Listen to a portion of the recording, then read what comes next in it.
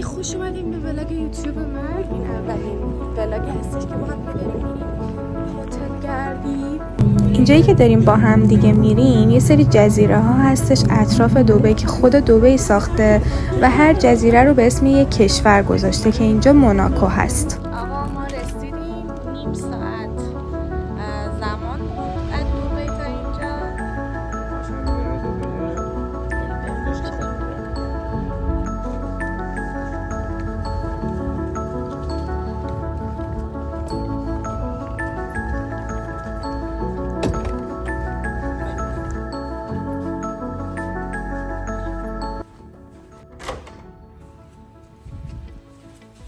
خیلی خوش اومدیم به رومتون ما توی هتل موناکو.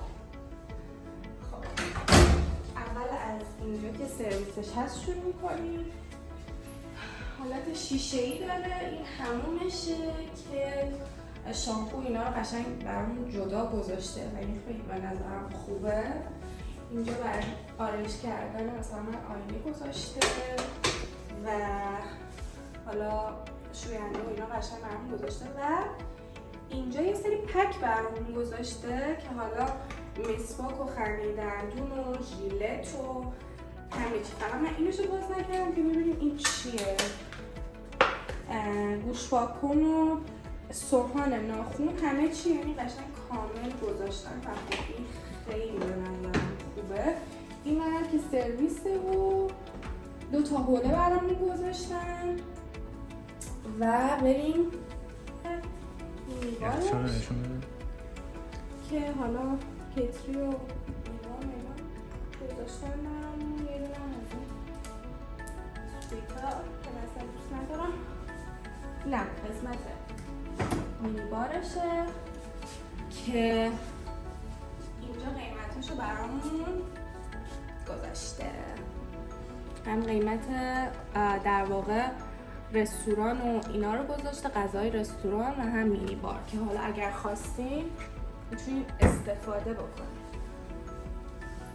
خب اینجا تلویزیون داریم، دوباره آینه داریم، گل منو داریم، سالگرد ازدواجمون رو بچه‌ها، اولین سالگرد ازدواجمون و قسمت اصلی ویو اتاقمون. خب این که چجوریه؟ بازخوان دیگه همونو. آره دیگه.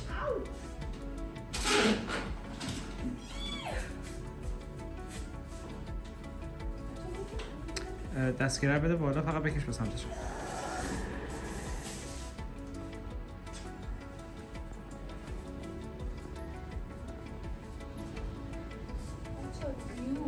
توی اتاقمون خیلی خوشگله، یعنی قشنگ اینجا نشون بده خیلی وایبش باحاله.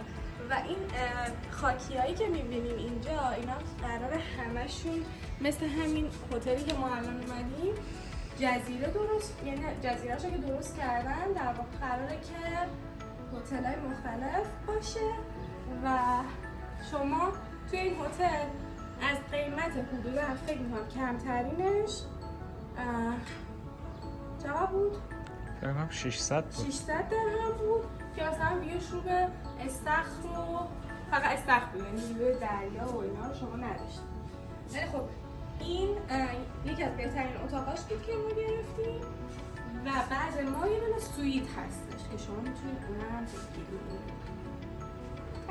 اینجا لابی هتل هستش و اینجا هم استخرشه، استخر اصلیشه. چند تا استخر داره اینجا که این استخر اصلیش هستش، اینم بارشه و کلا خیلی آرامش داره هتلش.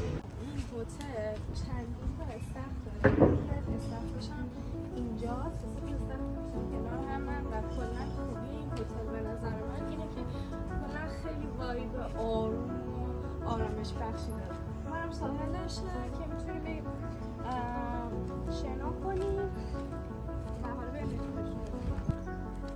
بچه. اینجا یه زمین والیبال داره که میتونید بریم والیبال بازی کنیم و این قسمت هم که میبینیم داره حالا شب نشینی ایناست که مثلا بیشتر تو زمستون دبی به کار میاد. الان هیچکس نمیاد اینجا بشینه آتیش روشن کنه و این قسمت هم که دیگه برای آفتاب گرفتنه و اینجا هم که برای شنا کردن دیگه دریا میتونیم بریم اینجا هم شنا بکنیم.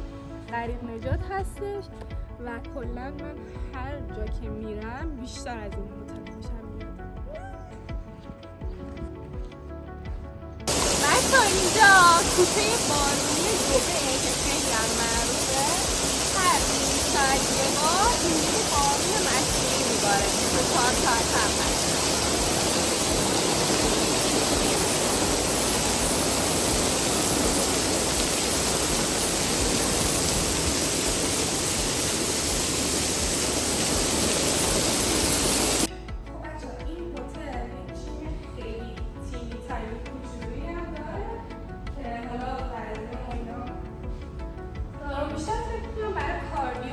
باشه ولی خب باز همینم که داره خیلی خوبه بخاطر اینکه بیشتر کسایی که میان اینجا یه شب میان و کلاً هم میان برای خوردن مثلا مشروبات الکلی و اینا طبیعتاً ورزش کردن باهاش نمیخونه زیاد ولی خب به نظر من که یه اتاق کوچولو گذاشتن برای جیم خیلی خوبه.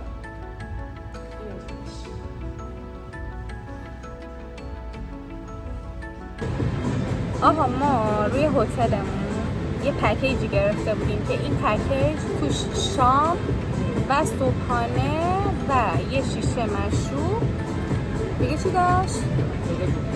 2 تا کوکتل هم داشت. الان اومدیم برای شام و توی یه رستوران اوتدوره، فقط یه رستوران یعنی انتخاب داریم و الان شما میتونید 3 تا یعنی در واقع پیش غذای اصلی و دسر رو سفارش بدید. الان ما پیش غذامون رو آوردن میخوام نشون بدم. این سالادشه که ما سفارش دادیم. اینم یه چیزی که واقعا اسمشون رو یادم رفته و اینم نون هستش که خودشون آوردن. خدا به خیر کنه، من که اصلا امیدی ندارم. چه غذای اصلیمونم آوردن که به نظرم من اشتباه انتخاب کردم. نه انتخاب من. این بچه ها دسر که محمد بستنی سفارش داده، من چیزکیک. آقا ما الان داریم میریم سمت بار این هتل که ما روی پکیجمون 2 تا کوکتل رایگان هم داشتیم. فری واقعا فری نبود، خدا پولشو دادیم و داریم میریم ببینیم چجوریه.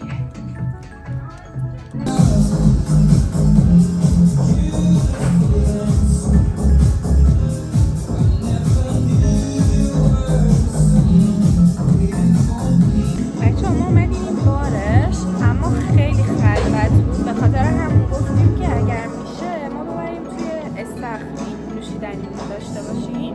ولی در کل که فضاش باحال بود، یعنی مثلا وایب خوبی داشت ولی خب چون خیلی خلوت می‌بینی در واقع هیچکی نبود، به خاطر همون ما تصمیم گرفتیم که بریم خالی برای خودمون دوتایی. یهو از شب پریدیم به صبحونه سلف سرویس هتل که روی اتاقمون نبودش، روی پکیجی بود که گرفته بودیم. شما هم میتونین روی پکیج بگیرین که به نظرم کلا پکیج گرفتن توی این هتل زیاد مناسب نبود. میتونستین همه چیز رو به صورت جداگانه همونجا پرداخت کنین.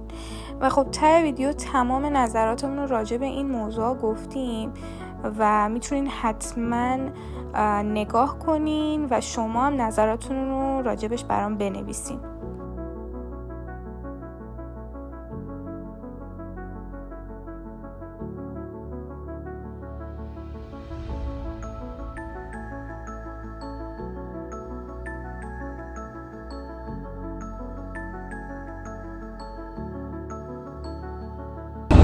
خب آقا ما برگشتیم، انقدر گرم بود دیگه من اصلا ویدیو اینو نگرفتم از زیاد که مثلا باش اومدیم. میرسیم به قسمت اصلی نقل و بررسی. از کوچکترین چیزش میگیم تا حالا مثلا نمی دیتیلر ریز دیگه. من اول از همه اینو بگم، اصلا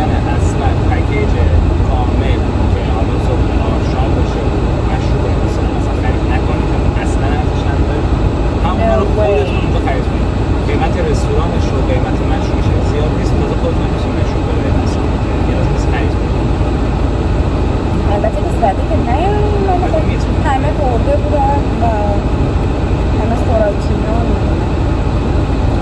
آقا اتاقش و ایناش هم واقعا خیلی تمیز بود، هم ویوش خیلی خوب بود، هم رسیدگیشون واقعا نظر خوب بود. یعنی هر چیزی که میگفتی فکر کنم 10 دقیقه نمیشد که برات میآوردن.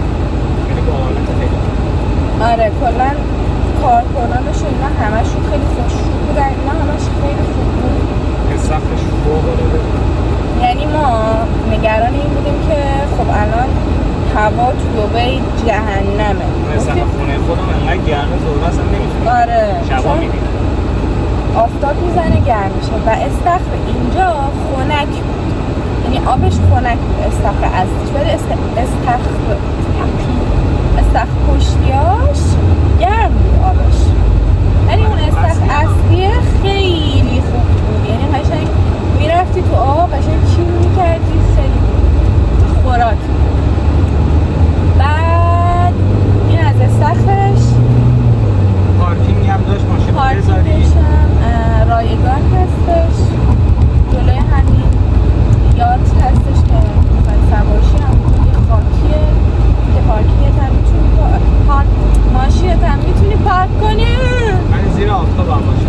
آره ما الان بدنمون داره میسوزه به خاطر اینکه ماشینم داخل. دیگه چی؟ رستوران، 2 تا رستوران داره. آره 2 تا شب رفتیم. وقتی شما پکیج بگیرید باید برید تو رستورانی که اونا مشخص میکنن. هر پکیج خب رستورانش فرق داره. ما رستوران اوتدورش رو رفتیم بیرون و سربازش توی پکیج بود که غذاش اوکی بود، یعنی معمولی بود، یعنی از 10 بخوام بگم من 6 میدم. به یه غذا 6، به یه غذا 4. نه کلا آره هم 5 6. یه سری غذای خاصی بود، غذایی نبود که مثلا خیلی شده. آره کلا غذا دریایی فقط داشت، ولی آره دوستاش ولی رستوران توی استخرش ما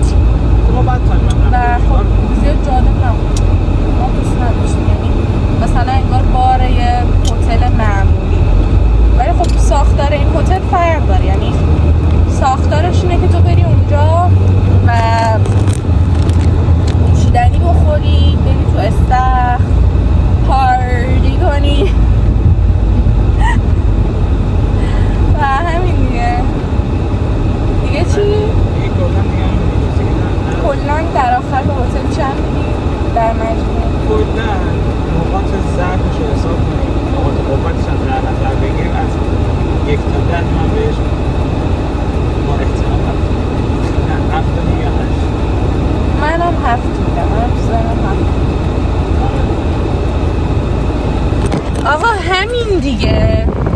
خلاصه که از این ویدیوها بازم خواهیم داشت. کانالمون رو سابسکرایب کنید، لایک، کامنت، همه چی. تا ویدیوهای بعدی. بای.